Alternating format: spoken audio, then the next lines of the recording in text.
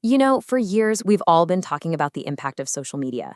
But what happens when that conversation moves out of our living rooms and straight into a courtroom? Well, a massive shift is underway. And Silicon Valley is finally being forced to answer for how its most popular products are designed.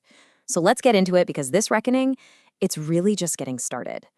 Okay, let's start with a number that'll make you sit up. $6 million. That's what a jury in Los Angeles ordered Meta and Google to pay in a case that is, frankly, a total game changer. And look, this wasn't some fine for a data breach or something we've seen before. This was for addiction. And that sent some serious shockwaves through the tech world. But, it's not just about the money, right? This quote from Ellen Rome, who's a parent and a campaigner, it really gets to the human cost of all of this. It's this powerful plea asking how many more kids have to get hurt. And it's a plea that clearly juries are finally starting to hear loud and clear. So what does this actually mean?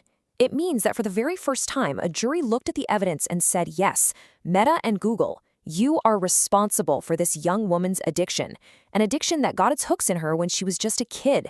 Now, both companies say they're going to appeal, but it doesn't matter. A huge legal precedent has just been set. Okay, so to really get why this is such a huge deal, we have to look past the company names and the big numbers and get to the actual human story here. The story that was so powerful it convinced a jury. This is the story of a young woman they're calling Kaylee. This timeline, wow. I mean, this is the kind of thing that's a nightmare for so many parents. Kaylee started on these platforms way before the official age of 13, and her lawyers basically laid it all out.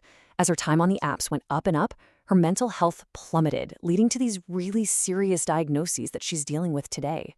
16 hours. Just let that sink in for a second. 16 hours in a single day. That's more than a full-time job. It's basically every waking moment. This single number was one of the most powerful pieces of evidence showing the jury this wasn't just a teenager having fun. This was compulsive, addictive behavior. And this all leads to the absolute core of the case. See, the lawyers didn't just say she was harmed. They argued these platforms are designed to do this, that this is a feature, not a bug. The big question became, was this all intentional? So what was their proof? They literally called them addiction machines in court. They pointed to stuff we all know, right? The infinite scroll, you can just keep going forever. Autoplay videos that just roll into the next one without you even thinking. And those algorithms that get so good at knowing exactly what to feed you to keep you glued to the screen. Their argument was that none of this is an accident. It's all built to maximize our time on the platform, especially for young people. And this is where things get really fascinating. On one side, you've got the head of Instagram admitting that, yeah, 16 hours a day is problematic, but he was really careful not to use the word addiction. But then you have the jury, and they didn't mince words. They used language like malice, oppression, or fraud. That's a world away from just problematic. They didn't just see a problem, they saw intent. Okay, so why is everyone calling this such a watershed moment? Well, because this case, it's not some one-off thing. It's actually part of a much, much bigger wave of legal challenges that's hitting the entire tech industry right now. And that brings us to the big question on everyone's mind. Is this tech's big tobacco moment? You remember that, right? The fight wasn't just about a product causing harm. It was about what the companies knew and when they knew it. And for the first time, it really feels like big tech is being held to that exact same standard of accountability. And get this, the pressure is just piling on, and it's happening fast. The ink wasn't even dry on the LA verdict when, just the day before, another legal bombshell dropped on Meta from a totally different case in a different state.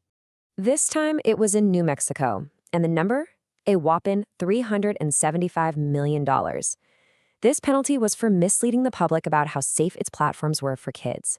So you've got two huge back-to-back verdicts against one of the biggest companies in the world. So for a long, long time, tech companies had this kind of get-out-of-jail-free card called Section 230. It basically said, hey, we're not responsible for what people post. But this new legal strategy is super clever. It gets around that by not talking about the content. It focuses on the product itself. Think of it like this. They're not suing the car company for what someone says on the car radio. They're suing them because the brakes don't work. And believe me, these two cases are probably just the tip of the iceberg. There are literally hundreds of similar lawsuits already lined up from families, from school districts, even from entire states. And they're all making the same argument about harmful design. This isn't just a ripple, it's shaping up to be a tidal wave. So, with the court sending such a clear message, the big question becomes what happens now? What are governments going to do about all this? And what does it mean for the future of social media, especially for our kids? We're already seeing governments around the world start to move. I mean, look at Australia. They've already gone ahead and blocked access for kids under 16. The UK is testing out a similar kind of ban. And here in the US, that whole debate over the Section 230 shield is getting louder and louder. The push for real regulation is definitely building. At the end of the day, it all boils down to this choice that these tech giants are now facing. For years, their whole business model has been simple. Keep you scrolling, keep you engaged, so they can sell more ads. But now, as one legal expert put it, the era of impunity is over. These court cases are forcing them to answer a really tough question. Can you really keep pushing for maximum engagement when a jury says it's harming kids? So the verdicts are in. The debate is raging. The courts are drawing a line in the sand, and lawmakers are paying close attention. The decisions made in the next few years are going to shape the entire digital world for the next generation. So the real question for all of us is, what do we want that future to look like?